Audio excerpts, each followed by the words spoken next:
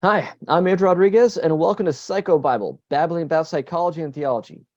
And I'm blessed to have with me another guest as I'm continuing my series of interviews with individuals in the ministry space of dealing with people with unwanted same-sex attraction and gender identity discordance and confusion. And so I'm honored to have with me today my friend Stephen Black from First Stone Ministries. So we got a lot to talk about, and I know Stephen has a wealth of knowledge and information and wisdom for us to glean from. So I just want to, let's just jump into it. Stephen, quick elevator speech, who you are, your background, and what you do.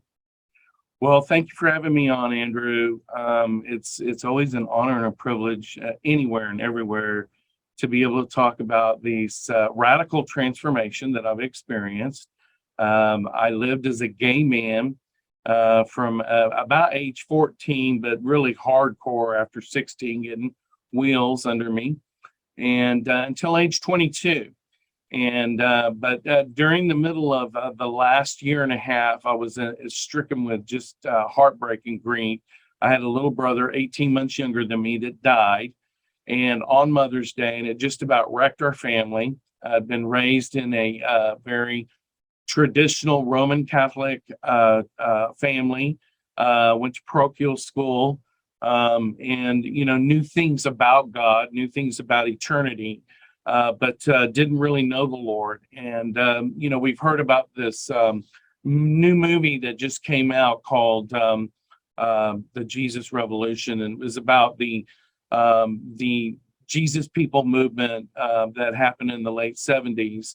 And as a result of that, there were some other pockets of revival around the country. And I happened to be a part of what was called the Fullness Movement from the Southern Baptists when I got saved. And so when I got saved, the night I got saved, I was with people that were just in love with Jesus and had been praying for a year and a half in my grief with my little brother's death, and about eternity, heaven and hell, where is he and where am I going?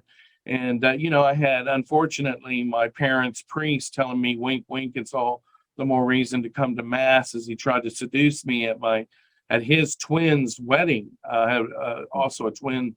I have a sister, and it was Chris's twin, and it was just full of chaos. And I had been at the time even living with an elder in one of the largest Episcopal churches. And so there was this underworld, even in the late 70s and early 80s, of gay ministers. And they were hidden, but they were there. And so I was very confused until I had this radical transformation. And what that began with me just encountering these people in the presence of God coming over me in their home. We always talk about in ministry, people ask us questions, how can we make a difference? Well, we talk about underscoring living a godly and holy life yourself. I entered into a home that was uncompromised, and so I was able to experience the atmosphere of the Lord's presence in their home. And when I did, they didn't even witness to me. I just heard them talking about the Lord, and this voice, which was, now I didn't know at the time, but it was the Holy Spirit. And he said, if you do not accept me tonight, you're going to die. Well, that was February of 1983. So I've been, doing this thing now really ardently for 40 years, even though I had that year and a half crying out to God from 1981 through that time. And they prayed with me, and something miraculous and marvelous happened when they prayed with me that night. You see crucifixes everywhere in the Catholic Church, and the crucifix came alive in my soul, and I saw the body of Jesus, and I saw him suffering, and I saw my sin coming up and out of me and going into his body. And of course, it was the way the man was praying with me. It was kind of a typical sinner's prayer, but it was really being consecrated to the Lord and surrendered to him. And so when I got home, or on my way home, this girl, their sister I'd been partying with, asked me if I was going to be gay anymore. And I said, I don't know. I guess it means whatever Jesus has for me. And I remember getting home and getting this big Douay version. Some people note it in the movie in his image that I'm holding this big Bible. Well, that was the literal papal version, that my mother had given my father. I even had people email, "Why are you looking at a Catholic Bible?"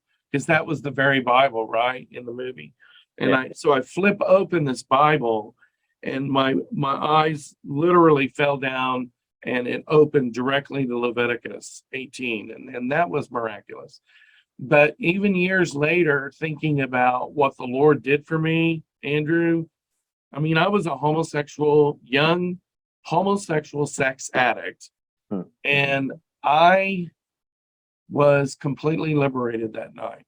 I never went back, never acted out again, never fell back into sexual sin, except for some fantasy and masturbation. But that in itself, having 30 years of ministering to men, that's pretty miraculous to have that kind of grace. But I also was involved in this revival in this little church, and we saw miracles. And one thing that was really restored during that time was the fear of the Lord and the holiness of God, that really instituted a grace, a means of grace to really walk out repentance. And it was a phenomenal time. So that's, I know that it's a little long introduction, but that's, until people realize why I'm so passionate about the things of God, I've experienced some things that have wrecked me for God forever. And I just love the Lord. I love doing what I do. I meet with men weekly behind closed doors. Literally over the years, there have been hundreds. We did a survey when we had over 1,200 client folders as a ministry, not just me. And, so this ministry, this small organization, since it's been full time in 1990, we've ministered to thousands of people. And that's, we have actual intake folders. But we also administered to thousands of people in public speaking and teaching and seminars and conferences, and traveling to Venezuela, Mexico, Israel, Canada, and different places, and across the United States. And so we really love what we do. And the emphasis, of course, of what we do has some of its roots in what would be back in the day called reparative therapy, in understanding causality, but we come primarily from what would be called a biblical pastoral discipleship model. And so, the difference is in psychology, as you know, you're working towards what the client wants. We have a little bit more of an approach unapologetically of not just at what the client wants, but what God wants. And we tell them that up front. And if they really want that and want to be involved with us, and there's legal forms, and we have a pretty intensive intake, 19 pages of history and, 5 different legal forms. And, so when people get involved with us, they're usually pretty serious about working on their stuff. So that's also a real plus in what we do here at First Stone. Yes. And First Stone, for those who may not know, where are you guys located? And can you share a bit of the history of First Stone, even before you joined? Yeah, we were, we're located here in downtown Oklahoma City. We're in a business building. And thank God our business building owner takes very serious about our organization, and has even said he and his wife believe the reason why they bought this building is because we were in it. And so they have cameras and security, and we have, a good place here with really nice offices. And then we use different church facilities that have partnered with us for like our larger support group meetings. Okay. And it was founded in 1976. And again, that was during, Lonnie Frisbee. A lot of people, they don't really see a lot of it in the movie. I don't even think it's even mentioned. that he was a practicing homosexual, and he actually kind of lived a pretty broken homosexual life behind the scenes. And Andrew Kaminsky, a good friend of mine, I think yours too, knew him well, and some other people that I know knew him well, like John Rutke and David Smith, people out in California. But that Jesus people movement also caused kind of a movement of people leaving, sexual sin and brokenness. And as a result, there was a network of ministries, which First Stone was one of the founding ministries, and it was called Exodus International. And it was a mom and dad who had come to the church asking for help for their son, and they didn't get any help. They basically were told, well, your son's an abomination, there's nothing we can do. And so they found out about Frank Worthen, and they became part of the Exodus, beginnings. Matter of fact, they were at the second gathering of Exodus leadership. And, people that know the real history about Exodus know that Exodus really didn't get its biblical charter until about 5 years later. So, you hear the Bussey and the Cooper story like they were some kind of real founders. No, they basically helped organize that first meeting, but they were not founders of Exodus. And that's the true story. But Frank Worthen and other leaders, and even leaders like Frank and Peg Rogers with First Stone, were the leaders that pushed for a biblical resolution to same-sex attraction issues. And that, is a wonderful history that First Stone has. Yeah. And I did a video a while ago in response to the whole Pray Away documentary on Netflix that featured Gary Bussey and the skewed narrative of what Exodus was. And right. So I appreciate with your channel, you did a lot of follow-up videos after that documentary came out on your own YouTube channel and responding to the narrative and the myths about Exodus. There were just lots of blatant lies about what the facts were. They weren't factual. But another thing you point out there is one of the realities is that the church historically was not well equipped or ready or even willing in some churches to address this issue of same-sex attraction, homosexuality, let alone transgenderism and transvestism and gender confusion. That's right. And so that's interesting that we get kind of levied this criticism from some of the more conservative churches and Christians that ministries like First Stone and other ex-gay ministries were kind of stealing the job from the local church, that it's just our very existence is communicating that the local church is not adequately prepared or is inept to treat this issue. But with the Rogers, you're saying that their story was the church was not ready, at least at that time, or at least a majority of churches. And we do see that as well. You're mentioning Lonnie Frisbee from the Jesus movement. I'm doing some research after seeing the Jesus Revolution movie. You look up how, he didn't know where to go. The whole ex-gay ministry movement was just starting. Right. And he was really hurt by certain churches that didn't know. Even Chuck Smith didn't know what to do with him when it came to that issue. That's now, true. I know as well, I got some background information because Andrew Kaminsky has written a blog and he shared how he did reach out, but for some reason he didn't take the help. But either way, that's a testimony to how there was just so little help at the time, and so few churches were really prepared for how to deal with this issue of homosexuality that was going to become very relevant soon.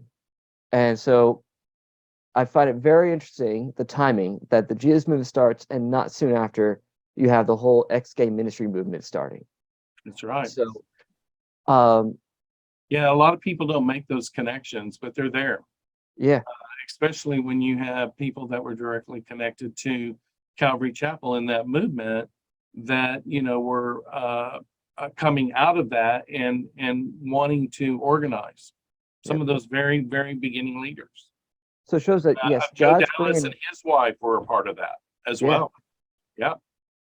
God's may be bringing revival, but then there needs to be the follow-up in discipleship to what to do with people that now they've become convicted of their sin and they want to serve God and they want to love him, but there's still brokenness that God wants to care for. And that your story of just automatically just a lot of the compulsions taken away and the temptations taken away. I would say the direct compulsion, but also the grace of boundaries, right?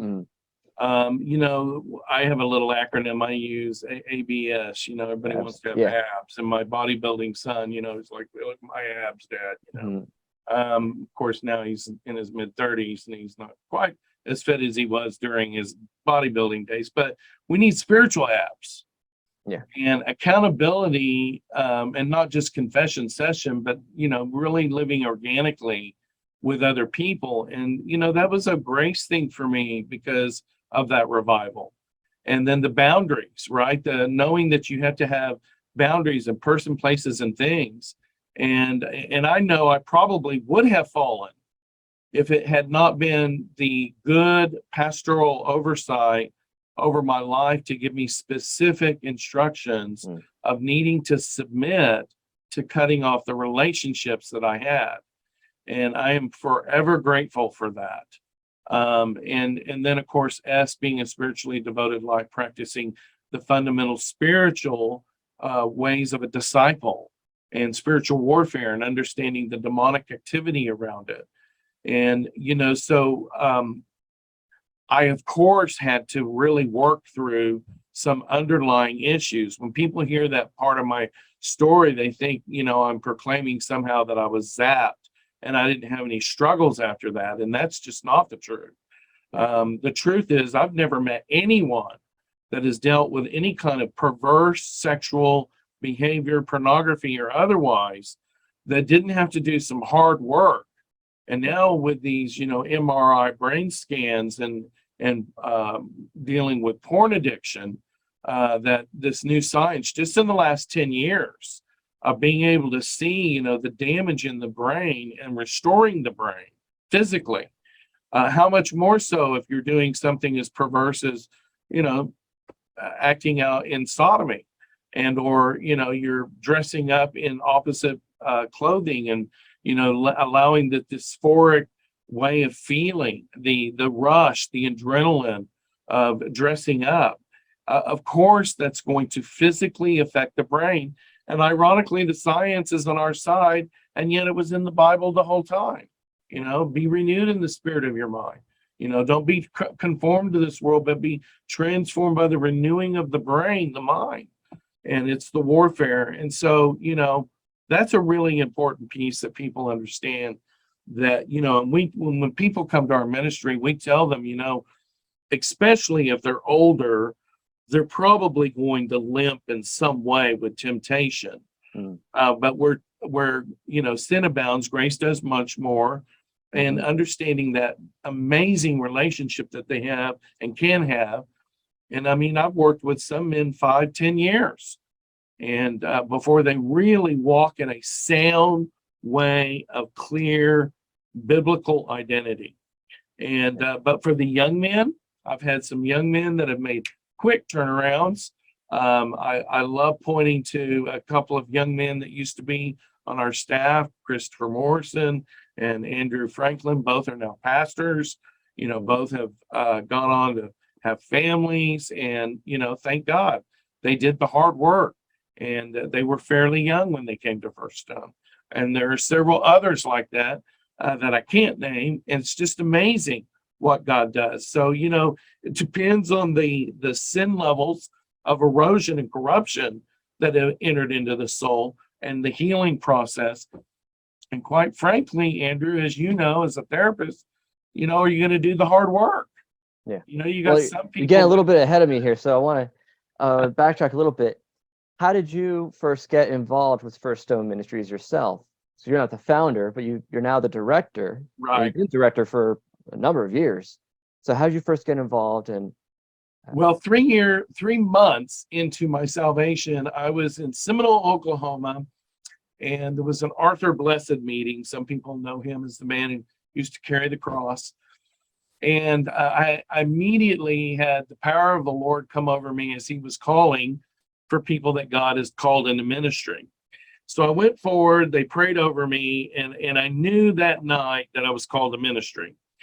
But I was also studying to be an architect, and I was already working in an engineering firm and drafting and helping an engineer do his drawings. And so I didn't know how those things work together. But ironically, my 9 years of preparation in the business world and in honestly engineering departments and management prepared me for the executive administrative tasks for what I do in ministry, but also some things that I had to learn in the local church and applying myself and going to conferences and teachings and learning some psychology, not a lot, but certainly how to apply soulish things to helping the soul. So that's how I began. And then by 1991, I got involved with First Stone because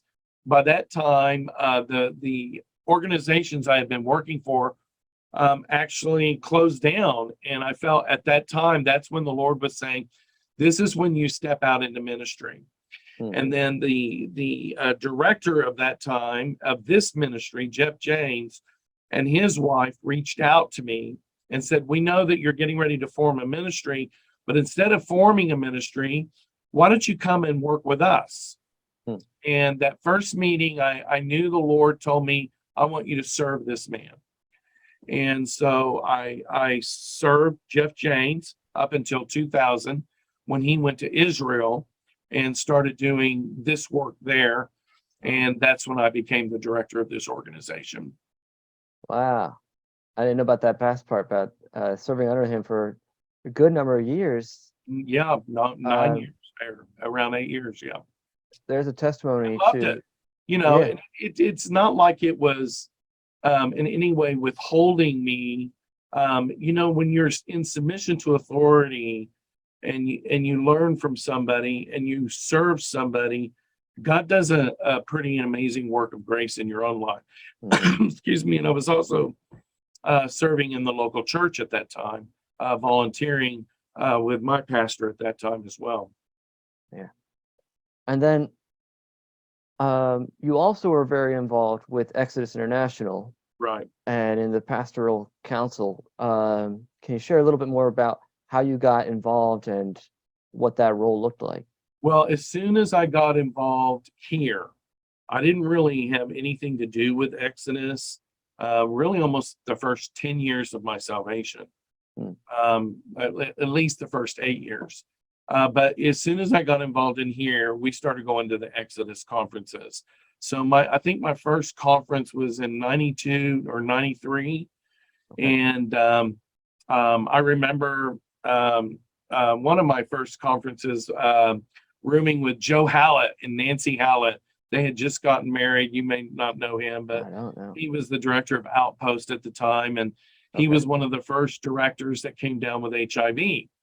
And, you know, my wife and I were in Colorado with them.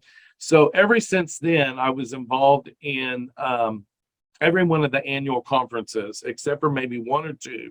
I think one year we were in Israel and didn't go to one. But we were also the ministry that significantly made breakthrough for Living Waters in Venezuela, and the ministry that made headways into Israel with Jeff's leadership.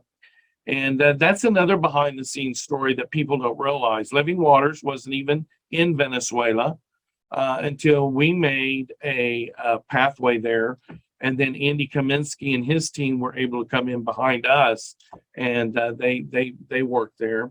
And so that was kind of neat. But as I stayed in Exodus and became a director, and we had Bob Davies here, and we used to do local regional conferences here.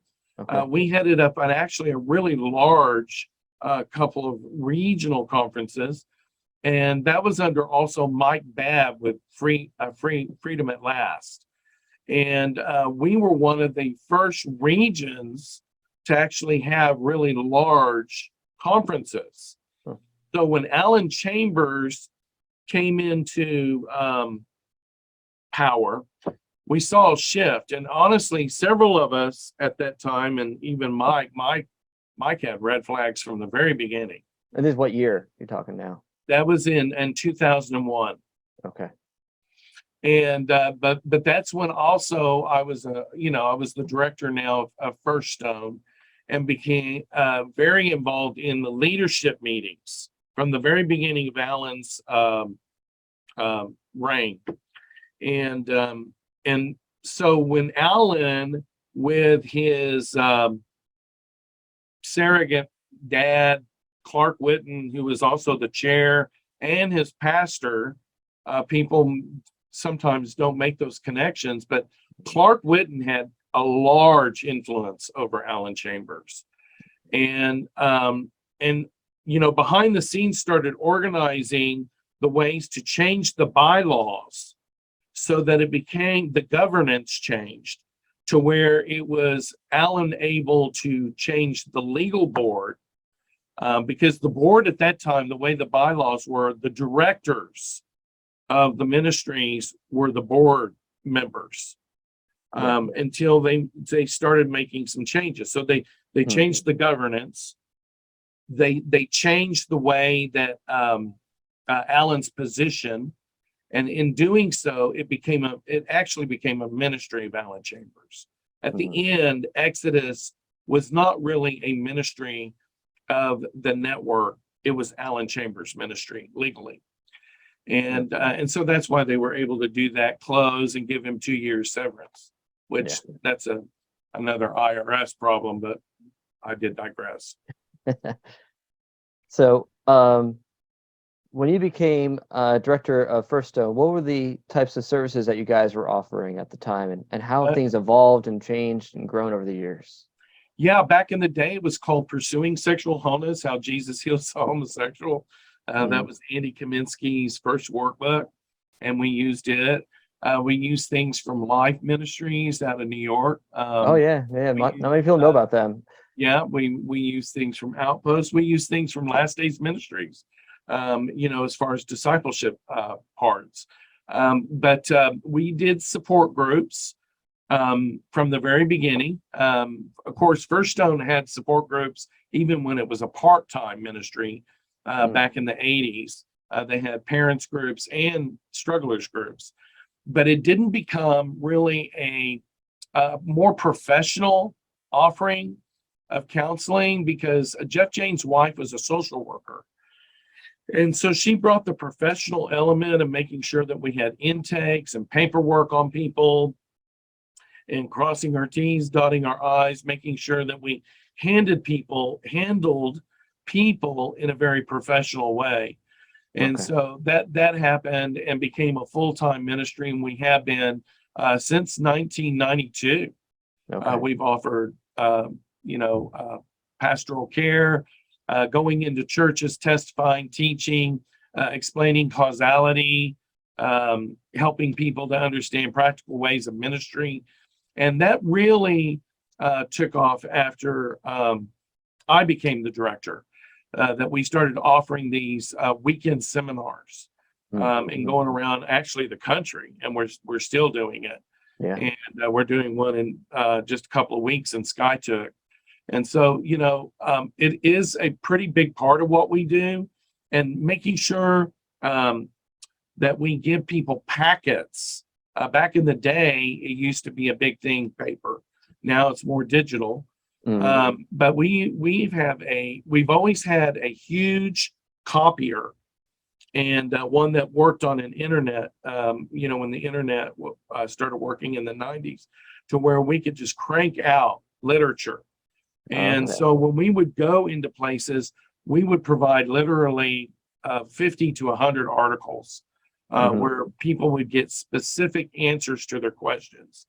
Now, some of that is now, like in the In His Image documentary, there are 25 extra videos that handle different questions, like what is conversion therapy? Or, some of the theology or medical information that people want. And those are handled in little tiny, not tiny, but 5 to 20-minute videos that are helpful, that can be done in a Sunday school or even a small group setting. And so we're always trying to create resources. And then when the Restored Hope Network came along, we thought about, well, why don't we offer everything in a pen drive? Yeah. And so that for a time in the season, we used to offer, literally. I have it. I got one of those when I was at the 2015 Restored Hope Network conference. The black one is the one that has the videos on it, and over 100 articles. Yeah, it's a wealth of resources. Pardon me? It's a wealth of resources. So I really appreciate all the work you guys put into. Well, and that's a big part of who we are. We want to continue to give resources, and of course, with the close of Exodus, Alan Chambers made a statement in 2011 on Lisa Ling's program, and at that time, I had already been voted to be the chairman of the ministry council. Yeah. So I knew that we had to do something. And so in 2011, I made some phone calls. And so we needed to nail down if they were really going to go with this antinomianistic version of Christianity, which is hyper grace. Yeah, you might have to pause there. Explain what that means, because it's not a very common term. Anti means against. Nomianism is law. Mm-hmm. So black and white truth against that. And basically it's kind of a teaching of Gnosticism, which it doesn't really matter what you do in your body, spiritually you're saved. And it comes from a real poor theology, praying a prayer, repentance not really necessary. Just make sure you have the historical facts in place that you believe on Jesus. Yeah. And so if you say a sinner's prayer, now you're saved. Now you can continue sinning. It's no big deal. It's all forgiven. There's grace now for everything you will do in the future and have done. And that really became the theology of Exodus from Clark Whitten. If you read his Pure Grace book, I have an article out there called Red Flags Perverting Grace. Most of the red statements are right from Clark Whitten. People don't realize that unless you do this research. But the sad thing is he made this statement that 99.9%. He told people on Lisa Alan Chambers. Yeah, Alan Chambers, that of course, practicing homosexuals go to heaven. If they believe in Jesus like me, everybody goes to heaven. Well, the devil believes, right? We call that demon faith out of James's epistle. The devil believes, but not everyone goes to heaven. And so by 2012, in January of 2012, Alan was at the Gay Christian Network. Well, when he said 99% don't make it, or excuse me, don't change. Yeah. We knew we had 1,200 client folders. And so that's where the First Stone Ministries effectiveness survey, it's the bigger one, the complete one, it's gray. There's one, behind you. And in there, that is the complete with all over 600 comments of people that we surveyed. And the bottom line of that is those that spent at least 1 year, many of them more than 1 year, and received pastoral care here at this ministry, 72 to 73% went away from this ministry living a life surrendered to Christ and not wearing labels. Yeah. Because this new movement from that, subsequently, you had Nate Collins at the last Exodus conference, who was right under Albert Mohler at the Southern Baptist Theological Seminary, teaching inclusivity. And the idea that these kind of this Gnosticism and even terrible what they call Reformed theology, praying a prayer, and this is was also with at the same time, people don't realize Mark Yarhouse wrote a white paper with D.A. Carson in 2010. You might have to slow down a bit here, because not everyone in my audience may be familiar with all these names. Yeah. So Albert Nate Mohler was Collins. like the Pope of the Southern Baptists, right? Yeah. And Mark Yarhouse is a psychologist who worked with the Gospel Coalition, and Yeah, D.A. Carson was the president. Yeah, let me backtrack a bit here, so because I think I was over talking you. Albert Mohler, president of Southern Baptist Theological Seminary. You're Right. saying he's kind of like the Pope of the Southern Baptists. Correct. Not officially, of course, but Right. yeah, right. His words got a lot of weight. Mover and shaker and theologian, and a lot of things he says is fantastic. Yeah, and I'm sure he's a brother of the Lord. In one of my videos a couple of years ago, because he threw reparative therapy on the bus when the therapy bans were starting, and he's like, "We don't do reparative therapy," and right, because they didn't understand it. Mm-hmm. They didn't even really understand that reparative therapy is just good talk therapy to help people uncover the reparative drive, or what is they're trying to fix inside themselves, that is the causality of same-sex attraction. Yeah. Well, that's just good pastoral care. Mm-hmm. And so you had that element. And then, of course, in the 2014 Ethics, Religious Liberty Commission, I was there. I heard him say it, where he says he repents of not believing in orientation. So you have the APA orientation narrative from this Mark Yarhouse 2010 paper, where at the bottom line of that, they say that we need to accept the fact that very few people change, and we need to accept a new term called sexual minorities in the church. Now, the word sexual minority had been used before. More of a research term. It wasn't until Mark Yarhouse and D.A. Carson in that white paper empowered people like Nate Collins to use this terminology for revoice. Yeah. Now, for those who might not know, Mark Yarhouse, psychologist, used to be at Regent University, now he's at Wheaton, and he's co-founded with Warren Throckmorton a certain counseling approach for people with unwanted same-sex attraction called sexual identity therapy, where the main focus is just on living congruently with your faith. And he has no interest in understanding the root issues or the etiology of the same-sex attractions or changing the attractions themselves, but just mostly, well, your faith and the sexual morality is in conflict with you giving in to the same-sex attraction desires. So it leads to either what they call the celibate gay Christian sort of pathway, or the term, I think, this is Mark Yarhouse who coined it, mixed orientation marriages. Right. Because Mark just sort of buys whole hog whatever the APA says about what orientation is. And if someone persistently has same-sex attraction, then that means they have a gay orientation or a homosexual orientation. And so they don't believe the word of God. And I mean, I sat down with Mark Yarhouse and confronted this at one of the conventions we were at. And basically my go-to passage is Ephesians 4.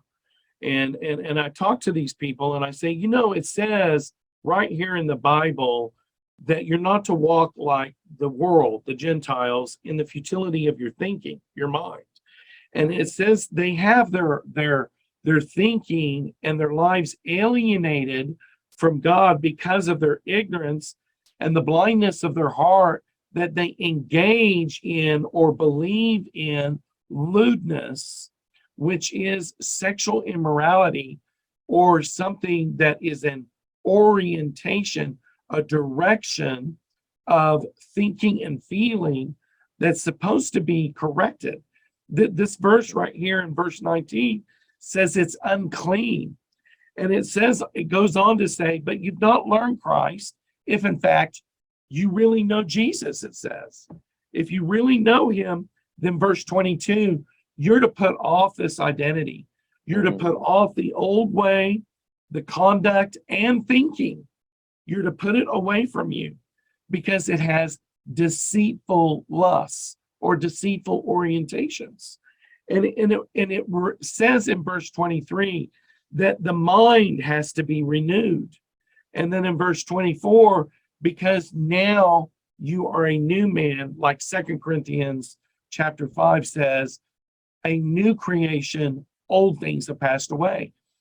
And these guys, God bless them. I feel sorry for them I'm sure DA Carson, I'd love to sit down and actually talk theology and the word with these people, because they're sowing a cruel bondage in this generation of people who want to take on a corrupt identity and stay stuck. Yeah. And as a man thinks in his heart, so is he. And so if you have this thinking, I'm gay, I'm lesbian, I'm trans, and honestly, Mark Yarhouse is a huge offender. I know 3 cases now where he has helped, after just a few hours of counseling, people transition. And I actually know a family from Michigan that he helped their son transition, that Preston Sprinkle interviewed by the name Addie. And so all of this, everything I say is documented, footnoted, and on my website. Yeah. And, these guys have really sown such a cruel bondage to this generation. And it's filled with unbelief. Yeah. The very opposite of how we are supposed to please God and access the ways of God by faith. So let me go backwards a little bit here. You're talking about the effectiveness survey that was inspired by Alan Chambers' comment on the Yes, gay Alan network. Chambers inspired us. Yeah. When he said that, here he is, he's the director of the largest network of ex-gay ministries. And he's saying 99.9% of people. This. He did very, very little of helping people. Yeah. And but he drops his claim. And so he's quoted now all the time saying 99.9% of people don't change in their. Now, did he specify in what way do they change? He's still using that orientation narrative. They don't change from homosexually attracted to heterosexually attracted, or exclusively from one extreme to the other. Right. And so that inspired you to no, people do change. It might not be in this either or. My own experience, Andrew, I knew just the men I could think about. I'm like, it has to be at least 45 to 50%. And I was going to be great with that number, because I was told, 33%, you're doing pretty good, because that's what NA has. That's what AA has. And I'm like, well, what is it with I'm like, I know we have at least 45 to 50%. Yeah. I was shocked when it came back 72, actually. Yes, I really was. I was describe a little bit more about the survey itself. You had 1,200 packets. How many people were you actually able to contact? And then what was the actual number? Yeah, we were able to actually contact 500 people. Okay. And a lot of them just didn't want to do it. And so I had to really, kind of please and beg people. And my statistician, I had who he wants to remain nameless, but he's Fortune 500. And I had connection with another businessman, and this guy, brilliant mathematician, he told me, he says, if you can get 50 to fill out this survey, you will really know what the numbers were. I thought that seems like a small number. So I wanted at least 200, ended up with 185. Yeah. What were some of the reasons people might have given for not wanting to do the survey? They just didn't want to put the energy into it. Some of them would say, oh yeah, I'll do it, and then they wouldn't do it. It was a long survey. I think it was 28 plus questions for sure. Yeah. And you're contacting people who had been participants in First Stone going back how long? It started with 1989. We had intake packets from the very first. That was when Leslie was part-time. We had intakes from 1989. Wow. Yeah. So that's amazing, because most places would have destroyed those that were older than 10 years. And we still have them all. And we still have all the evidence of everything that we did. Matter of fact, it would cost several $1,000s, and we haven't done it. But we've thought about having our all of our evidence peer reviewed, and letting them certify that this is a really well done survey. And we're still open to that if somebody would like to give several $1,000s to have that done. Yeah. People don't realize it did take a PhD at one of the local colleges to do that. Yeah. that's one of the criticisms. Oh, there's not enough research on the work we do. Well, who's going to fund it? Research is Right. expensive. It is. These are grassroots ministries, and it's a controversial topic. People don't want to touch it with a 20-foot pole, 90-foot pole. So you had 105 people who responded. 185. Yeah, 185 people who actually did the survey. Mm-hmm. You've been sharing one result that's 72% of Yep. people who continued in the ministry experienced lasting change. Right. What Yeah, that doesn't define mean that? What is that they lasting didn't have change? temptation. When you study the survey, you can see all the different points. I would say half of them still experience temptation, but they really have a concrete faith in God. That's 72%. Yeah. So how would you describe then the change that they would testify to? Well, change is going to be on a spectrum that can't really be completely nailed down as an ambiguity of humanity, of a person's soul.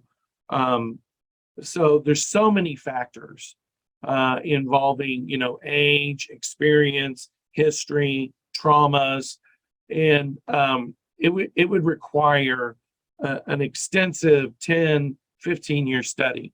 And like the revoicers, Greg Johnson, he took the survey on in his book. He's mocked me in his teachings. The fact is this is just a survey, okay? And the evidence that came back from the survey is concrete, and they can mock it and make fun of it, but the fact is, it is what it is, right? They're hard numbers, and yes, it may not be a scientific research paper. It was a survey. Never said it was a scientific paper. Yeah. And the reality is that they're going to be even recidivism, people that have fallen back. Yeah. But that's true of anything. Yeah. Of any kind of life-defining problem, and something as addictive as a lifestyle of homosexual behavior. I mean, even your best psychologist will tell you that is a huge thing when somebody can overcome. Yeah.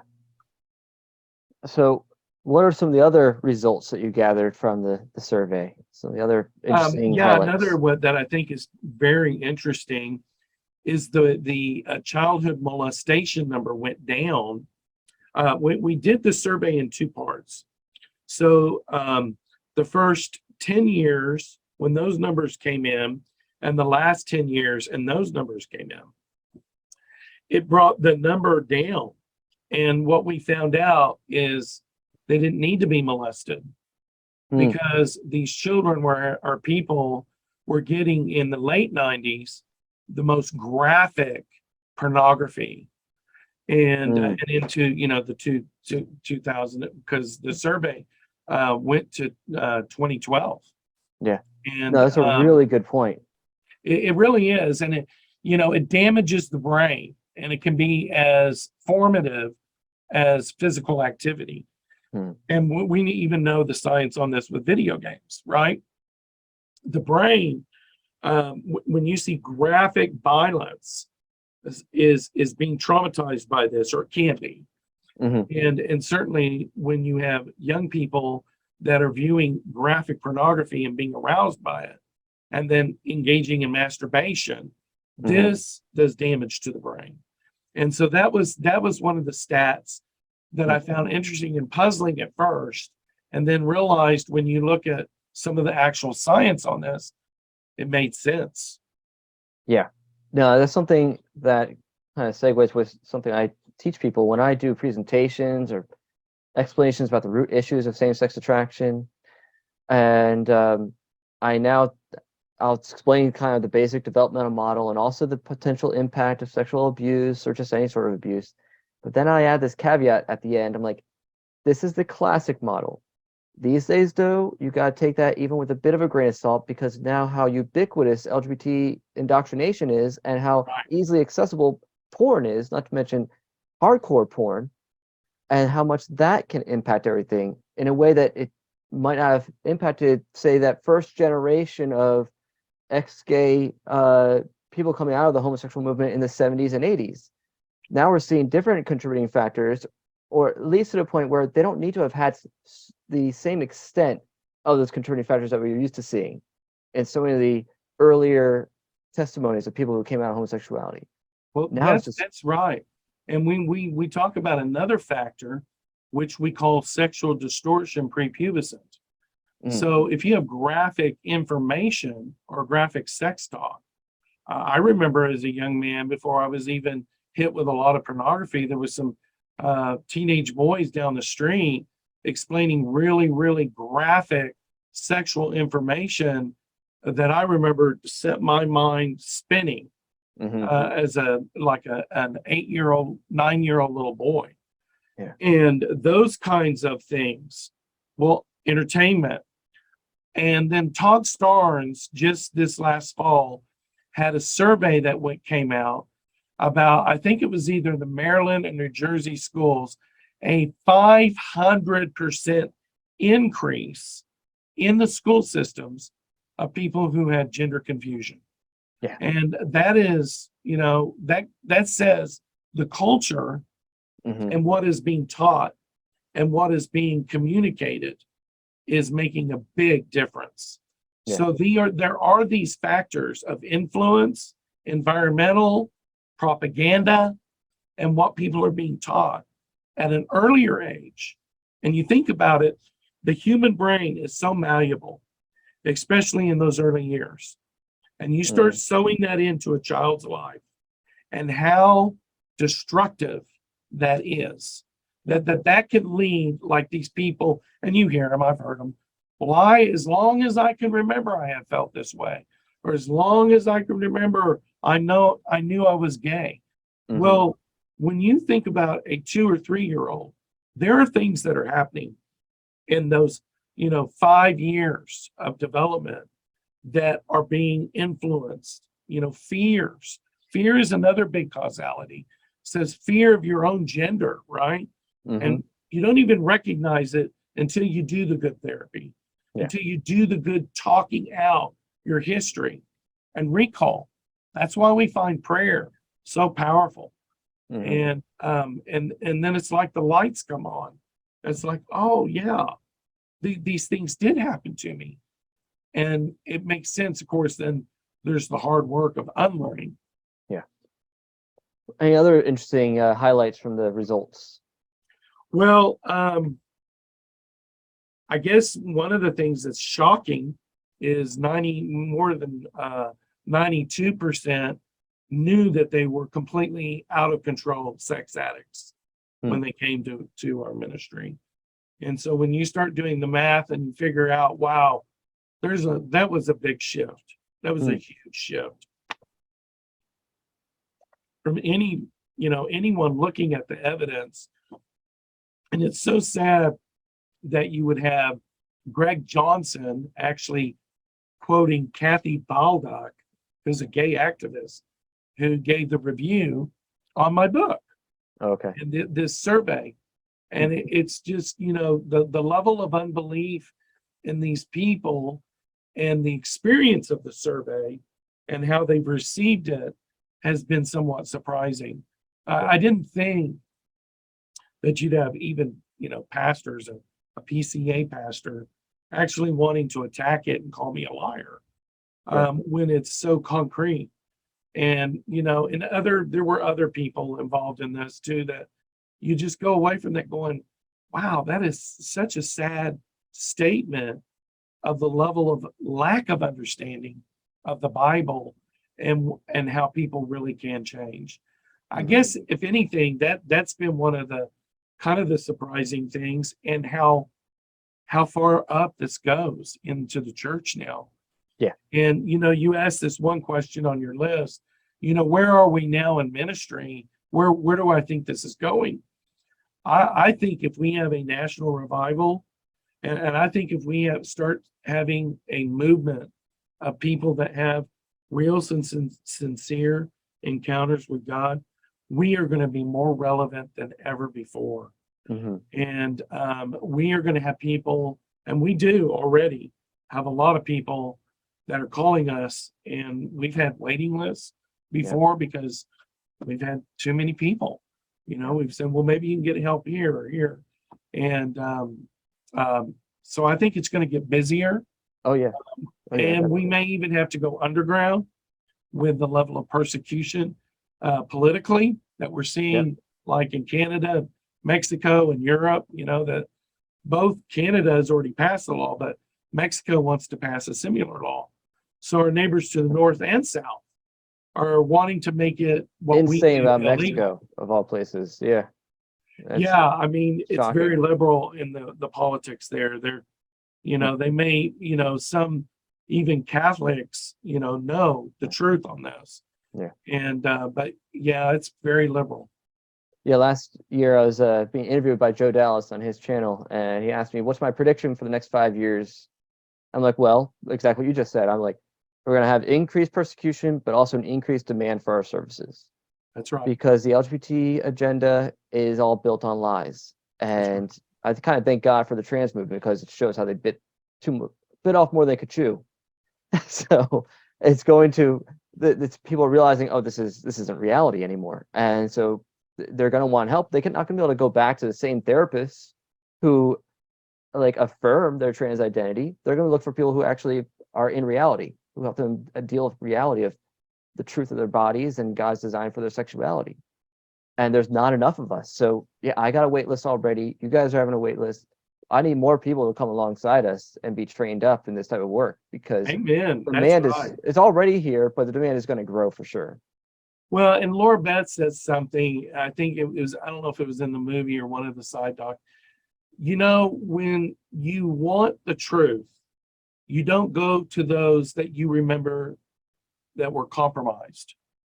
You're going to go find the ones that told you the truth straight up. Yep. And that's why we tell people don't go into the pronoun hospitality thing. Yeah. Keep people anchored in the reality of who they are. Yeah. And don't bend into the compromise because it's so unloving. Yeah. And when you're in the truth, you're going to seek out those that are going to give you the truth because they have it. Yeah. So you had mentioned a little bit about revoice. I want to just zone in on that just a little bit more. Because one of our questions is, what are some of your concerns about where the church is heading? And we see this growing narrative of, and I mentioned this in one of my other interviews, when Exodus collapsed, it was sort of like there was blood in the water. And so the church who historically there's only two main views in the church: either homosexuality is a sin and we're going to not affirm it, and we're going to, well, church didn't really know for a while what to do with it. Exodus came along and helped show people, well, there's hope for people struggling with this issue, hope for repentance and even some type of degree of change and attractions and feelings and behavior. And churches that were willing to address it embrace that to some extent.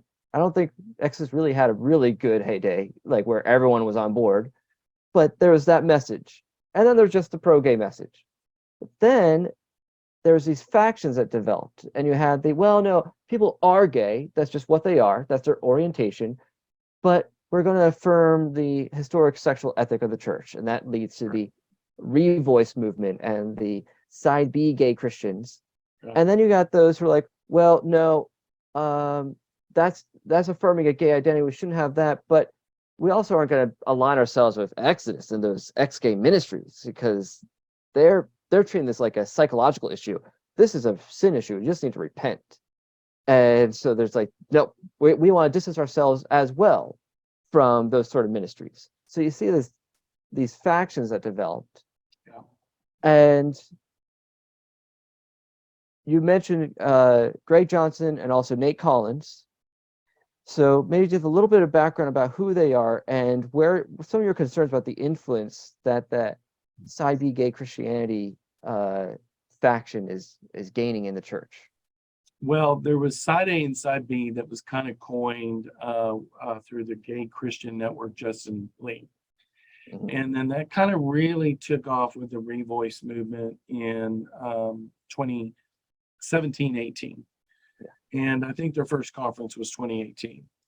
And you had the president of this movement, Nate Collins, who wrote a book, All But Invisible. And one of the chapters in there, I mean, you're reading and you're going, okay, obviously this man really needs help when he's fantasizing about the idea of romantic love with a man and kind of making that an okay thing.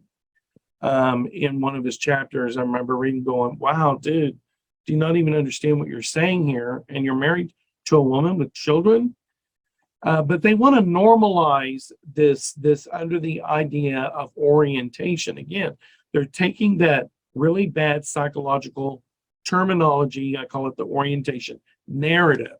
Yeah. And that is desires and feelings and lust in the internal world of thinking as a part of your identity. Yeah. And so they say now it's taboo to act out on it, Side B.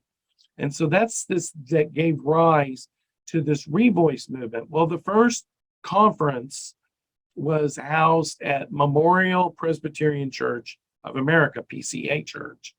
And the pastor is Greg Johnson. And during that time, Greg was saying, no, he's not a homosexual struggler or anything, but that he had a problem with pornography addiction. And then a year later, he finally came out of the closet. And then a year later, he wrote a book. And then, it's progressed with Greg Johnson. And we're seeing Greg Johnson on this, what I've seen, a trajectory just like Alan Chambers and Randy Thomas. Mhm. And if he doesn't get help, I would predict people like him and he are going to end up, in that place of compromise, which is even Gregory Coles, another one of the Revoice worship leaders, who wrote a book called Gay Christian. Single gay Christian. And he says in his book, he uses a Latin phrase, and for right now I can't remember the name of it. It means the end of all things. And he sums up his book with this idea that, maybe even homosexual desire was before the fall. And maybe it's really not so bad a thing. And maybe in God's economy, maybe even two men could be married.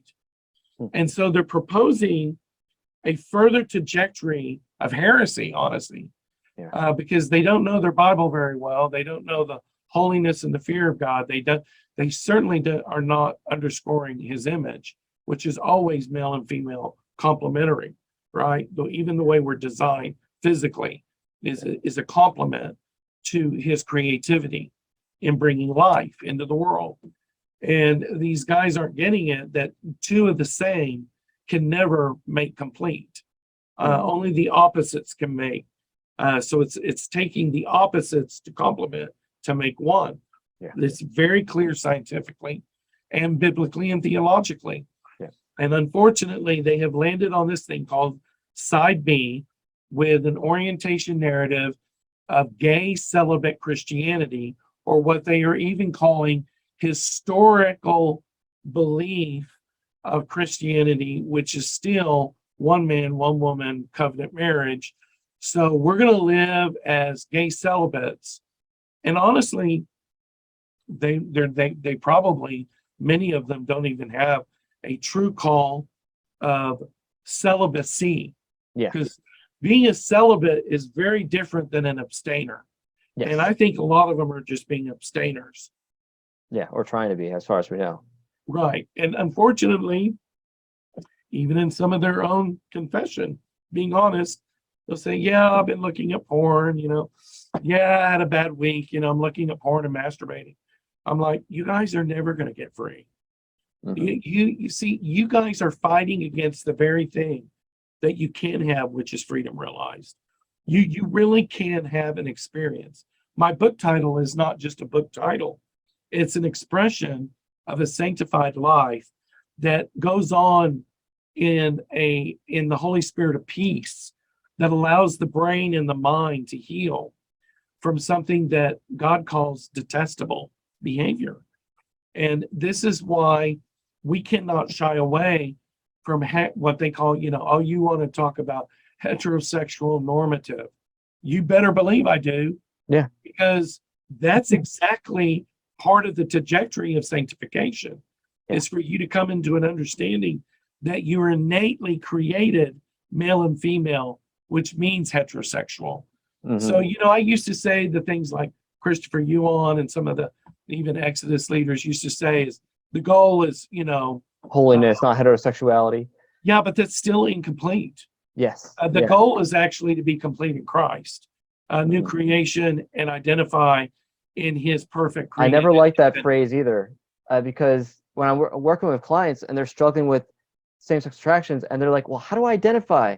And when they talk to a Christian, like, well, don't identify as gay, just identify as a child of God. Or I'm like, well, yeah, that's a spiritual identity, but they're trying to figure out in what way should they figure out what their sexual identity is.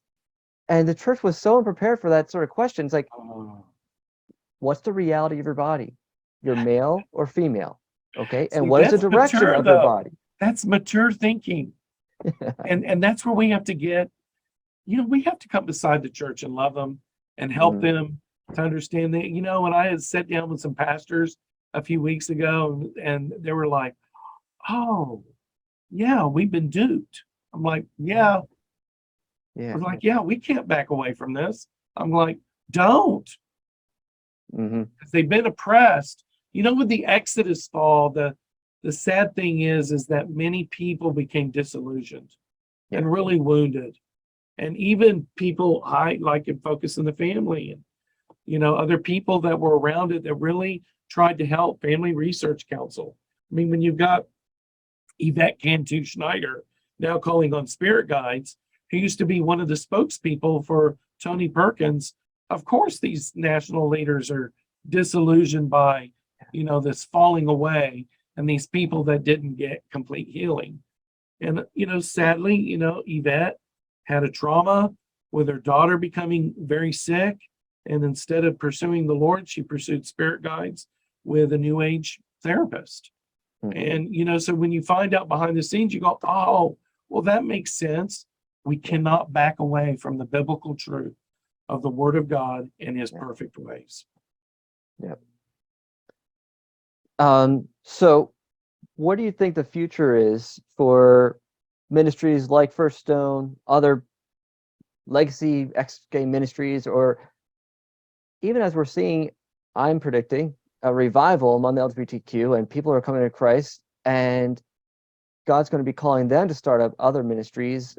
Where do you see what God's will is for them, and what the future is for ministries such as those within Restored Hope Network and so similar to First Stone? Where are things going, and where do you think God is calling us to go? No doubt we need to be training up other people to be doing this work. And I am constantly, on the look for that. Unfortunately, some of the young men that, were really stellar went on to do other kinds of ministry work, pastor work. And because really this is a hard work, and there is a spiritual warfare that is unlike any other line of work. And the enemy hates what we do. But I see an outpouring, if in fact, we are in the last days, which I do believe. And if in fact God is gracious, and of course He is, then there is going to be a real swing that's going to go back to a worldview that is going to be more moral, Christian, ethical way of relating in sexuality. And that's going to give rise to understanding this great need. And I think some of us, and I'm already doing it, where I'm actually mentoring pastors. I'm actually becoming more of a mentor of leaders to really implement and make sure that they understand some of these ways, so that we can continue to teach the church and other lay, what we call lay, but really priests of God in the church, to do a work of sanctification And of course, it's a hard work for some people, coming out of all of the sinful brokenness, but that we don't compromise. And that's what I think is beautiful, is there is a growing maturity in the understanding of this back and forth, being tossed to and fro and now becoming stable. And it feels like in some places in the church, it's becoming stable. I mean, Andrew, when I've been asked now to come into some places, churches, that would never in a million years, well, let's just say never even 10 years ago, would have addressed this topic, like in Reform Dutch. I mean, we've been in Michigan ministering in the Reformed Dutch churches, and in places that are really wanting to make a difference. And so, it's growing, and it seems like there's a maturing.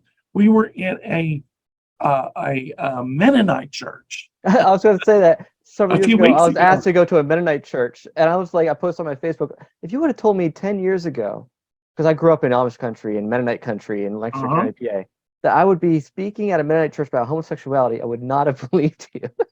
Here I'm being, I did a series, me and another therapist, we tag teamed on a series. It's great, Yeah. So we see, and it's been prophesied that, and I don't say that because I don't believe in prophecy, but I do, but that the next great awakening is going to happen in a lot of remote places all over the nation simultaneously.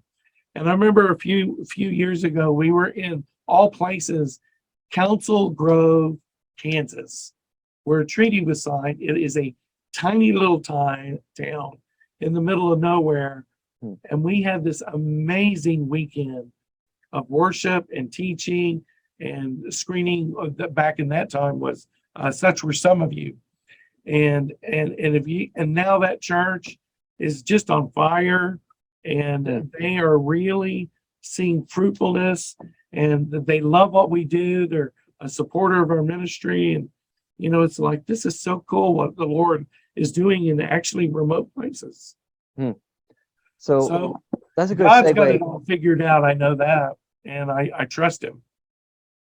So that's a good segue then to one of the other questions I had for you. With all your years of experience in this field as in ministry and as someone who's come out of homosexuality yourself, what have you learned of some of the most effective and just sound approaches for people struggling with sexuality and gender confusion, whether as a counselor or minister or as a church? What are the practical sort of guidance that you want to make sure that they follow? Something that is honestly, it's a bit of a revelation for some people. All of us have experienced loss, and most people who have dealt with same-sex attraction have experienced great loss, usually in their innocence. And I have a picture right back here, and it shows Jesus holding someone mourning. And one of the good things that we do in the inner healing, or what would be good talk therapy in overcoming the traumas of life, is learning that you're blessed when you mourn, not when you're in just the state of loss, but that when you get it out, when you mourn it out, you talk through it, you get the pain prayerfully out of the soul, and you start changing your mind. And of course, that means, which was a big thing for me, Psalms 107, verse 20, He sent His word to heal them and to deliver them from their destruction. I cannot underscore the need to know and memorize Scripture, to have the Word of God so deep into the heart so that you can have a biblical way of thinking, especially when it comes to spiritual warfare and your identity, and to agree with God and not your feelings, to agree with God and not some curse that's been spoken over you, that you're a sissy queer faggot, which all growing up, I was beat up, I was maligned, I had these bullies that, they really beat me for a whole year, and then the end of it is they physically beat me up. and I had black eyes and bloody face, and their words, sissy, queer, faggot. Mm. And that took some years of forgiving and unpacking, and the deep places of bitter root judgments. And we see it right there in Hebrews. I believe it's chapter 12 or 13 about Esau. And because of it, because of the bitter roots, and his dealing with his fleshliness and loving his flesh rather than the blessing, he became a sexually immoral, or it says they go into sexual immorality because of these bitter root judgments. And I think it's interesting that even Romans 1, we'll read right over that. In verse 21, it says, and they were unthankful, and they became futile in their speculation. And the power of learning how to forgive and walk in forgiveness and a grateful heart, and being able to accept the things that really are unchangeable. The fact that you can never change your gender, you can never change your sex. You are always going to be XX female or XY male, or even in Joseph's condition on our staff, XXY. He still knows he's male, but he has Klinefelters and he's an intersex person, so he can't produce. But these people with these conditions are the abnormal or the deformed or the broken as a result of the fall. But you don't even take that on as your identity. And learning how to fight through these things is a lot of work. And that's why they need to sit down with pastoral care, with counselors, therapists that can help them really work through the brokenness of their life. And if they will do that, and they will put really good energy, and I tell people most of the time, if you've spent any time in homosexuality, you're going to need at least a year, most of the time, 2 or 3 years of some hard work. I mean, think about it. I was talking to another therapist the other day. We said, yeah, if I meet with somebody 50 times in a year, that's only 50 hours. And you can't even do that most of the time. You don't meet clients every week for an hour or more most of the time. And then what about the breaks? So, narrow that down to 48 weeks in a year. Well, how many hours is that? Well, how many hours have you spent in porn over one weekend? When you vegged out, putting some real energy into having the mind renewed is imperative.